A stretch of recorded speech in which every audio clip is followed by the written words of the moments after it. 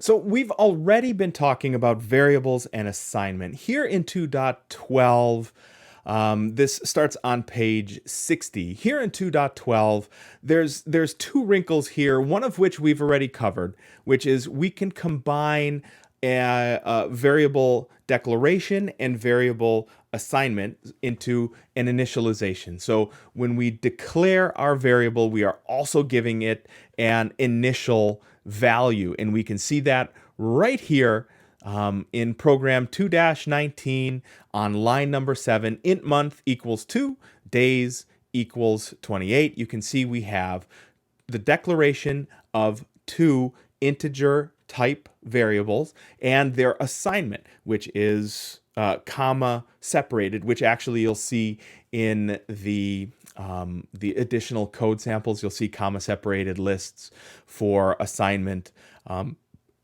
initialization. You'll see that there, but you can see it here also on line number 7. So that we've seen already, and I'm pretty confident that everybody is familiar with the idea of, okay, if I'm going to make a variable, I'm going to give it a name, and while I'm doing that, I may as well give it a value, an initial value. And what I'll suggest here is when you're initializing things, even if you know that that value is going to change, it is good programming practice to give it an initial value of something.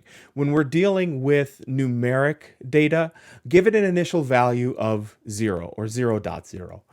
That way, it clears out whatever crud is there in that memory location. That location isn't new. It's going to be comprised of stuff that's already run before. So if I say, int month equals 2, days equals 0, and a third integer type calling it time equals 0. That way I'm sure that whatever was in there is being replaced by the number 0, and I don't have to worry about weird erroneous data coming out later. And I know that you're giving me this, I wonder what that means. You'll find out soon enough. Don't worry. The other wrinkle we have here is down here on page 61. It is the auto keyword, A-U-T-O. Now, C++ has been in development for well over 20 years. By now it's 25 almost years. And the developers who are working with it, the developers who are working on it, have also seen some of these newer programming languages come along that have automatically typed variables. So instead of having to say, and we can see that again, this is here on 61, and you can see it right here, is auto interest rate equals 12.0. Auto stock code equals, with single quotes, capital D. Auto customer name equals 459L. So that is forcing C++ to do a little bit of work. What C++ is going to do here, and I will start probably where I should have, right here on auto amount equals 100. So the auto keyword here lets C++ know, okay, you are about to define a variable. That variable, what type is it? Let's hold off and find out. Its name is going to be amount, so C++ already knows that. Here's my assignment, equals, and then 100. That 100 clues C++ in as to what data type it is you're talking about.